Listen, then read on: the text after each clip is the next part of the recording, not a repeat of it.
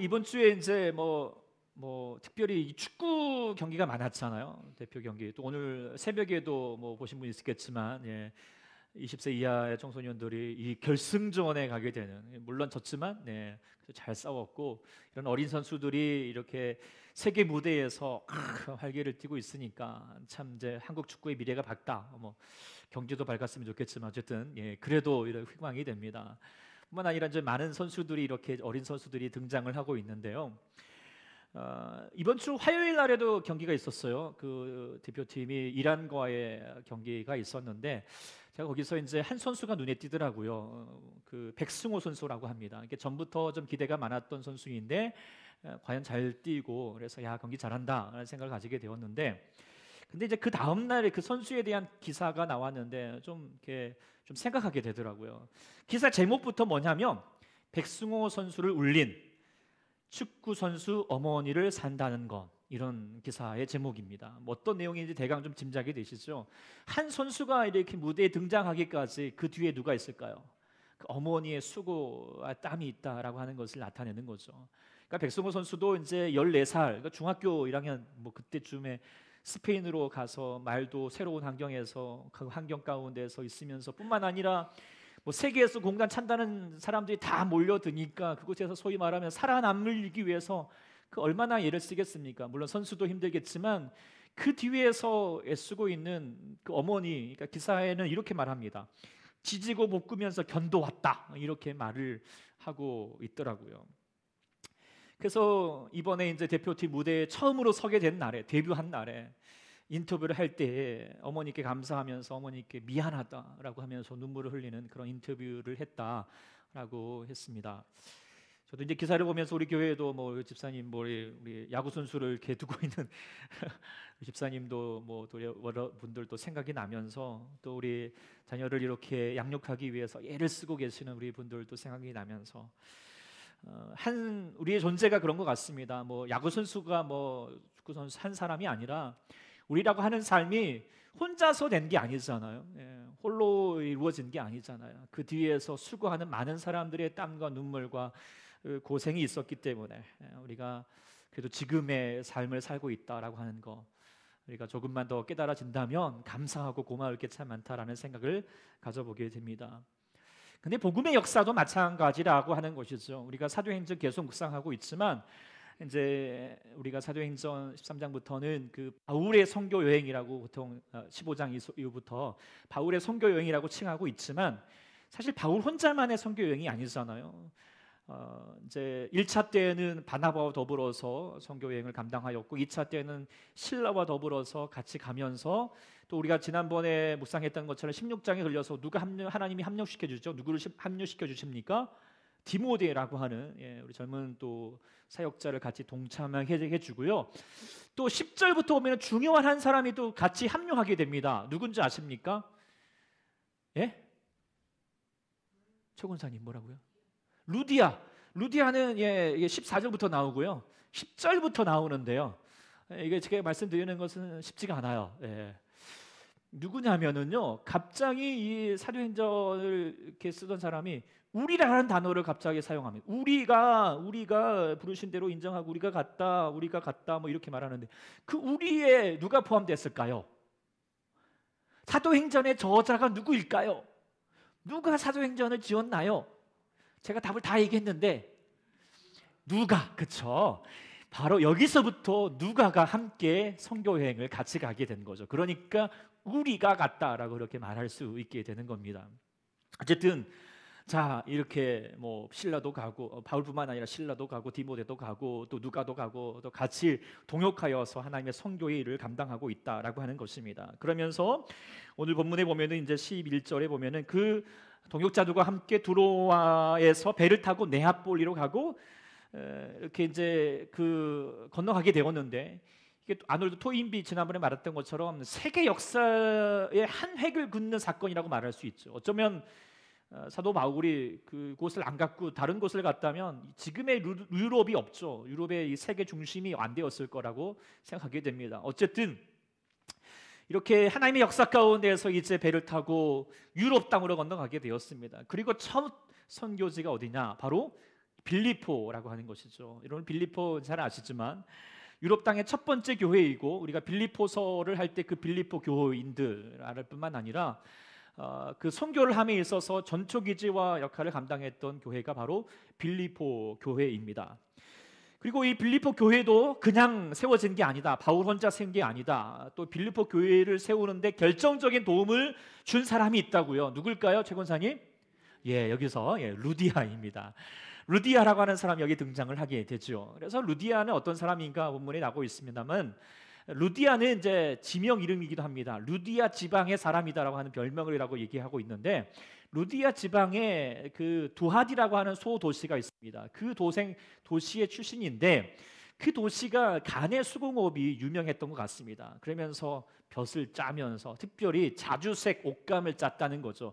자주색 옷감은 여러분들이 알겠지만 그 로마 시대의 그 영화들이나 드라마들을 보면은 여기에 망토 같은 거 거는 게 자주색들이잖아요. 이게 고급 옷감입니다. 관리들, 귀족들이 있는 거죠. 그것을 떼어다 고향에서 떼다가 파는 거, 그 역할을 하다 보니까 어떻게 해요? 돈을 많이 벌 부자였던 것 같습니다.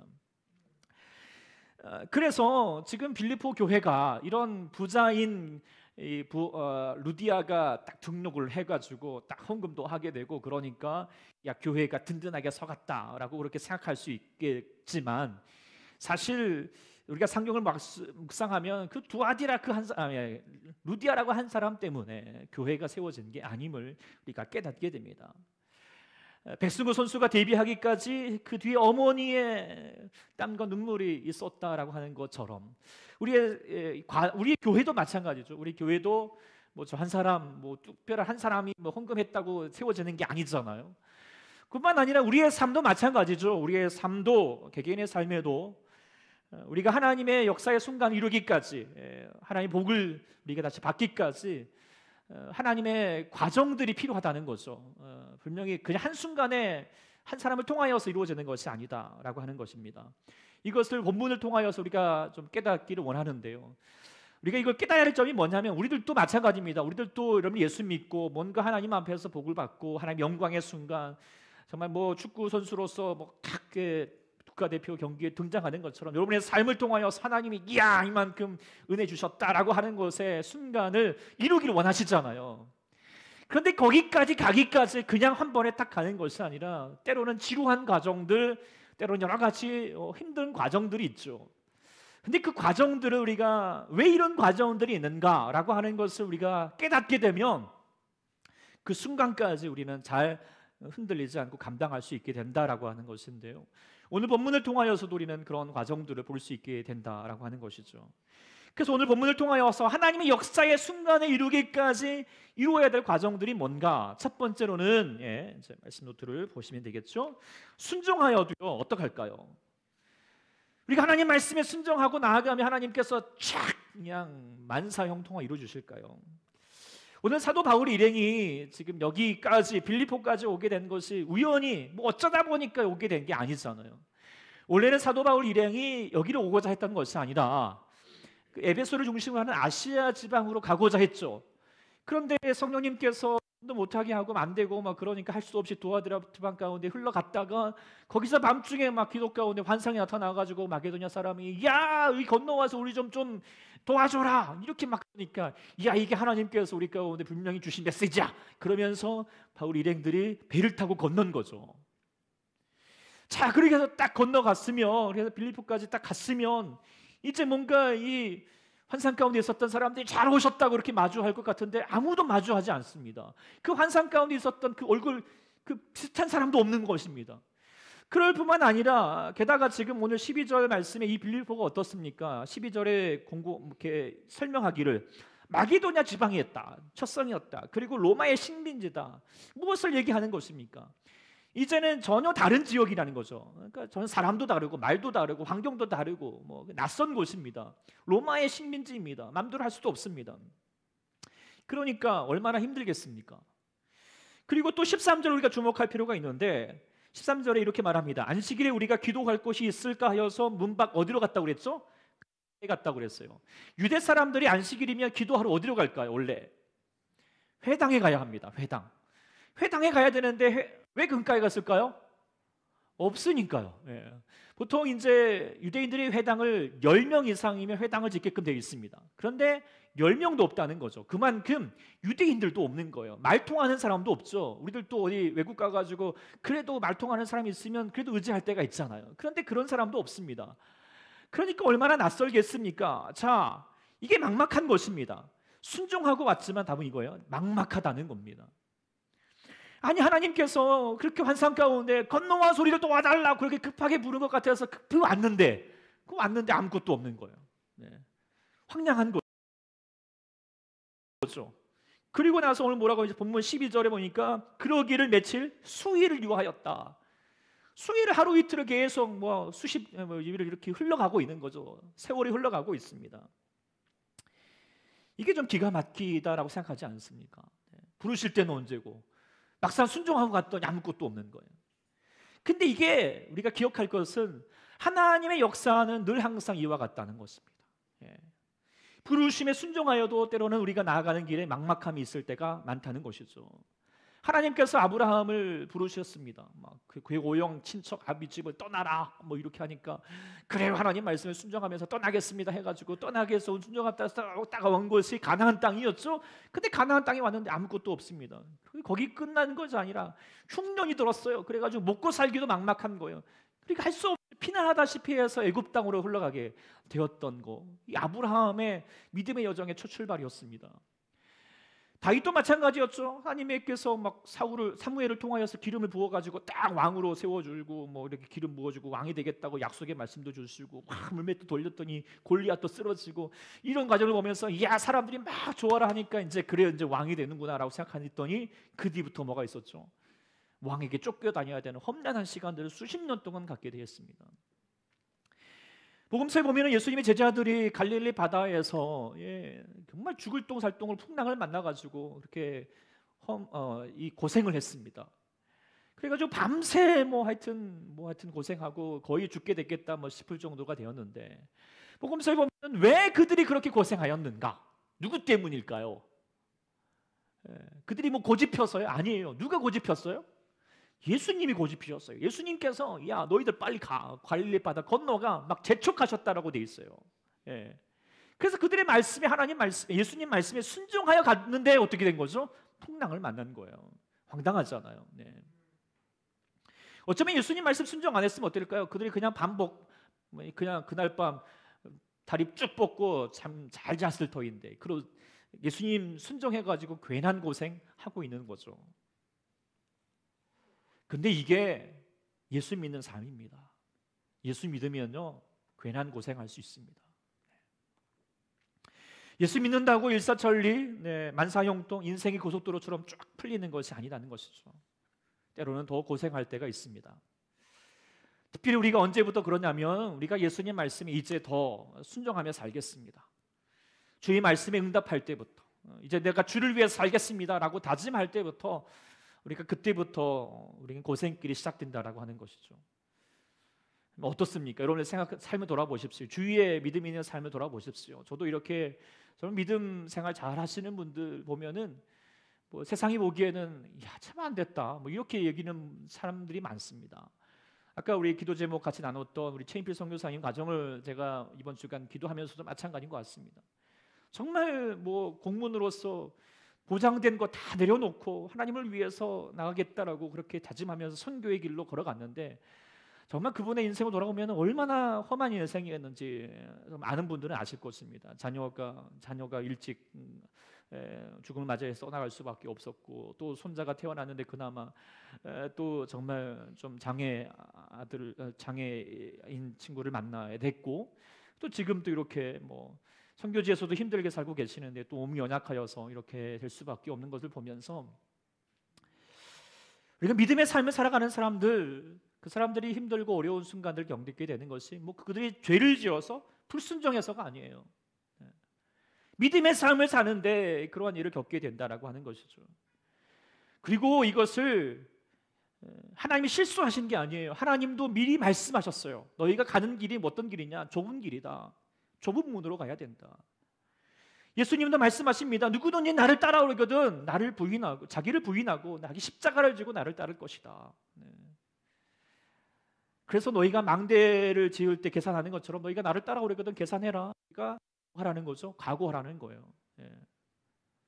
우리가 예수 믿으면 오해하지 말아야 됩니다. 내가 주의 뜻에 승정한다고 내가 바라는 대로 원하는 대로 좋은 일이 생기는 것이 아님을. 물론 나중에는 좋은 일이 분명히 생깁니다만은 지금 당장은 좋은 게 생기는 것이 아닙니다. 더 막막하고 두렵고 험난한 일을 마주할 수 있다라고 하는 거. 여러분들 또 꼭 기억하시기 바랍니다. 그래서 여러분들 주님의 길로 가시겠다고 지금 여기 계신 분들 각오하십시오. 네, 나도 험한 길을 막막할 수 있다. 그 길을 각오하시기 바랍니다. 그래야지 딴소리 열심히 나중에 왜 내가 예수 믿었는데 이런 일 당하냐고, 예수 믿었기 때문에 그런 일 당한다라고 하는 거 꼭 기억하였으면 좋겠습니다. 그리고 두 번째로 우리가 기억해야 될 게 뭐냐면, 우리 하나님의 역사를 이루기까지는 우리가 하나님 앞에서 어떻게 해야 될까? 그것은 신실해야 된다라고 하는 것, 신실해야 된다라고 하는 것이죠. 바울 일행이 예수님 성령님의 인도에 따라서 순종하여서 왔는데 막막했죠. 그래가지고 에이 막막하니까 아무것도 없고 뭐 되지도 않으니까 에이 안 되겠구나 하거나 아이 돌아가 버리자 그냥 다시 돌아가지 않습니다. 오늘 본문에 뭐라고 말합니까? 바울이 안식일이 되었을 때 뭐 했죠? 기도하러 갔다고 그랬어요. 때가 되었을 때 늘 기도했습니다. 그 주간만 기도했겠습니까? 늘 기도하고 있습니다. 그리고 14절 뒤에 보면은 이제 그 루디아라고 하는 여자가 말을 들을 때 누구 말을 들은 거죠? 바울의 말을, 바울이 그냥 뭐 말하는 게 아니라 주의 말씀을 전도하는 말을 들었을 거죠. 근데 우리가 이 본문을 좀 더 원문으로 좀 보면은 한 번 말하고 끝난 게 아니에요. 한 번 듣고 딱 영접한 것이 아니라 계속 말했다는 거예요. 계속. 그러니까 이걸 무엇을 얘기할까요? 지금 이 바울이 상황이 안 된다고 그냥 쉽게 포기해 버린 것이 아니라 그 상황에서라도 계속해서 기도하고 또 듣든지 아니 듣든지 지금 뭐 회당이 되거나 아니 물가가 되든지 어디든지 그냥 어디 가서 때가 있으면 사람만 있으면 물가에 빨래하고 있는데 가가지고 어떻게 하고 있는 거죠? 말씀을 전하고 있는 거예요. 여전히 똑같은 거예요. 기회가 주어지든지 아니 주어지든지 하나님 앞에서 신실하게, 그렇죠? 이걸 신실하다라고 말할 수 있겠죠. 신실하였던 것입니다. 그를 통하여서 빌립보 교회가 세워졌다라고 하는 것을 우리가 깨닫게 됩니다. 우리가 마태복음 25장에 보면은 달란트 비유 있죠. 그를 통하여서 신실함이 무엇인가를 좀 잘 보여주는데요. 그 주인이 이제 종들에게 달란트를 딱 나눠주고 어떻게 했죠? 잘하나 보나 이렇게 지켜보고 있었나요? 떠났다라고 그랬죠. 왜 떠났을까요? 지켜보는 데서만 일하지 말고 뭐해요? 지켜보지 않을지라도 한결같기를 원하는 마음. 이게 주인의 마음이에요. 하나님의 마음이죠. 우리들도 그런 거예요. 주님이 그냥 앞에 보이는 데서만 그런 척 하시는 것이 아니라 보이지 않아도, 아무도 보이지 않아도 그곳에 하나님이 계심을 알고 어떻게 해요? 신실하게 행하여라. 이게 신실이죠. 그렇죠? 그리고 주인이 돌아와서 종들과 셈을 합니다. 자, 근데 보통 정산을 할 때 세상의 법칙과 달라요. 세상에서는 어떻게 하죠? 뭐 성과에 따라서 경력에 따라서 차등적으로 이렇게 지불을 하잖아요. 그런데 오늘 달란트 가졌던 사람들이 이렇게 성과가 달랐잖아요. 어떤 사람은 5달란트를 남겼고 어떤 사람은 2달란트를 남겼어요. 근데 성경을 주심히 보면은요, 그에 대한 칭찬과 보상이 똑같아요. 그 하셨던 말씀이 토시 하나, 두 사람에게 토시 하나 틀리지 않고 똑같이 말씀하고 계세요. 뭘 얘기할까요? 지금 하나님은 너희가 무슨 돈을 남겼느냐, 너희 경력이 얼마나 됐느냐, 이거 중요하지 않아요. 중요한 건 뭐예요? 태도예요. 그 안에서 얼마나 신실하게 행하고 있느냐. 그래서 칭찬할 때 뭐라고 해요? 내가 적은 일에 충성하였음에, 충성하다는 말이 신실하다는 말이죠. 네. 그래서 우리가 기억할 것은 하나님의 관심은 뭐냐? 돈이 아니에요. 뭐 얼마나 능력도 아니에요. 얼마나 예수 믿었느냐, 그것도 중요하지 않아요. 더 중요한 건 뭐냐? 네가 작은 일일지라도, 하찮은 일 같지라도 어떻게 해요? 한결같이 신실하고 있느냐. 이걸 보신다는 것이죠. 1달란트 받았던 자가 왜 꾸중받고 벌 받았나요? 요령피였기 때문에. 그거 만일에 신실하게 그래서 뭐라도 해서 때로는 뭐 까먹었더라도 하나님은 칭찬해 줄 거라고 생각하게 됩니다. 우리가 하나님 아버지 앞에 나아갈 때 때로는 우리가 처음 말씀드린 것처럼 우리가 주의 말씀에 순종하고 갔지만 상황이 막막해져요. 아무것도 없어요. 왜 하나님께서 그렇게 하시는가요? 그것은 그때 무엇을 보고자 하는 거죠? 내가 그때라도 신실하고 있느냐. 그걸 보고 싶으신 거죠. 여러분 어떠십니까? 예, 신실하십니까? 사람 앞에서 말고요. 여러분 아무도 보지 않는 곳에서 여러분 정말 하나님 앞에 신실하게 기도하시고 주의 말씀 보시고 그렇습니까? 네. 이게 쉽지 않을 때가 많습니다. 예, 제가 원로 목사님을 참 존경합니다. 예, 없어서 그런 게 아니에요. 네. 네, 그 중에 하나가 가장 참 존경할 바가 뭐냐면 신실하심입니다. 모든 예배에 가장 먼저 오시고 가장 항상 한결같이 변함없이 신실한 모습.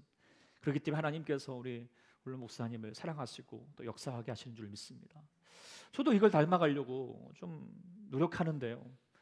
그러니까 또 사람 눈치를 많이 볼 때가 있어요. 이렇게 같이 예배 드릴 때는 힘지만 또 아무도 안 오고 할 사람 안 오고 그러면 또 사람이 마음이 흔들립니다.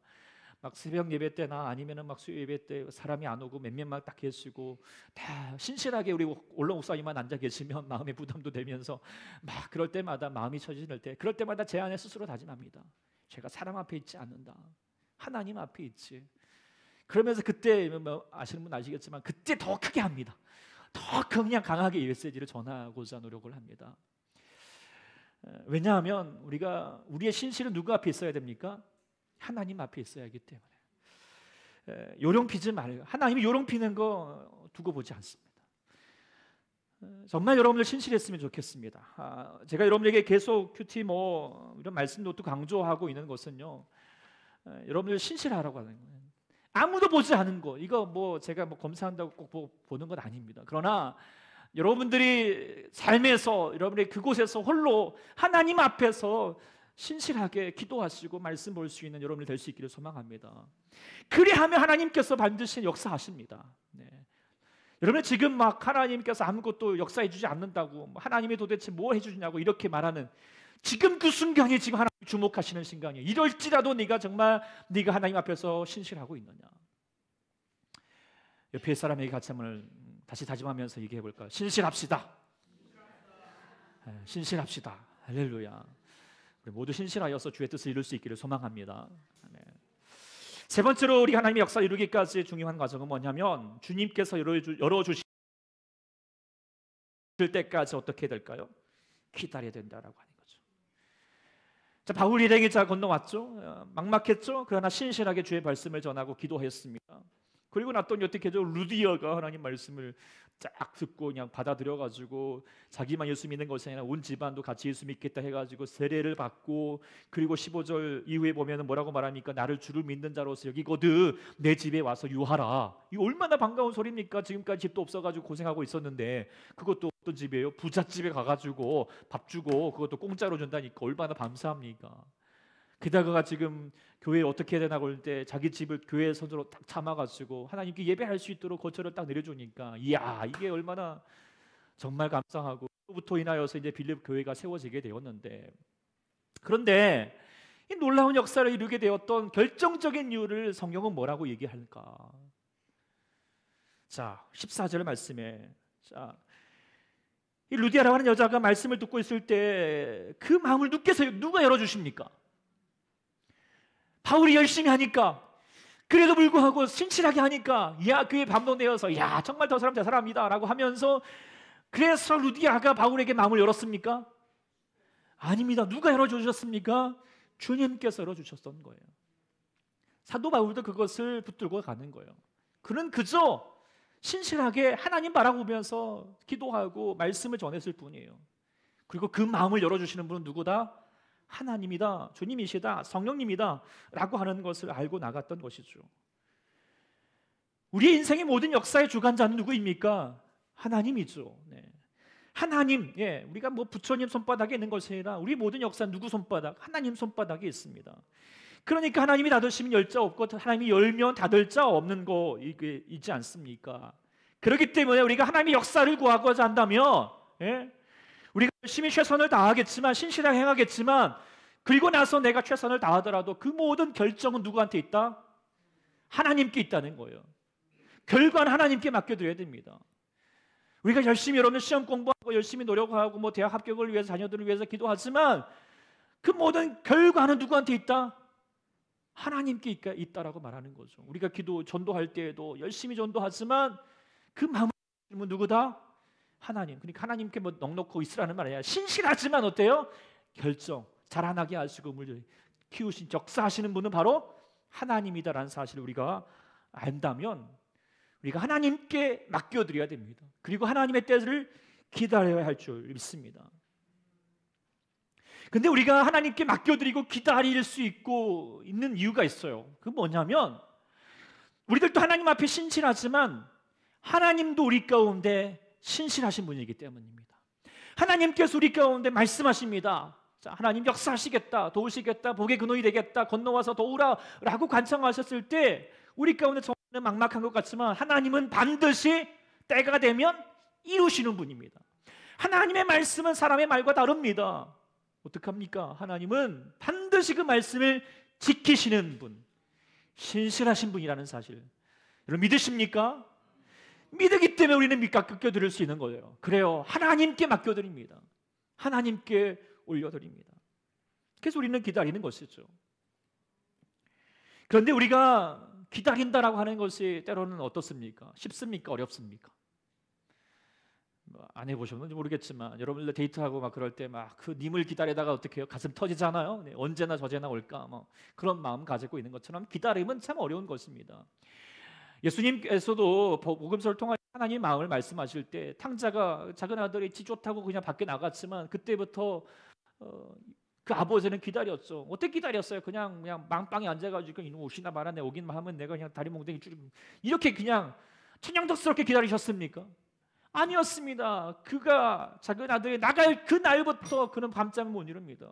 일어나자마자 번그밭에 나가가지고 이제나 저제나 올까 하면서 기다리고 있는 거예요. 그때부터는 그에게 마음의 기쁨은 없어요. 애타면서 기다리고 있는 거죠. 그게 하나님의 기다림이라는 거죠. 이게 하나님의 예씀입니다.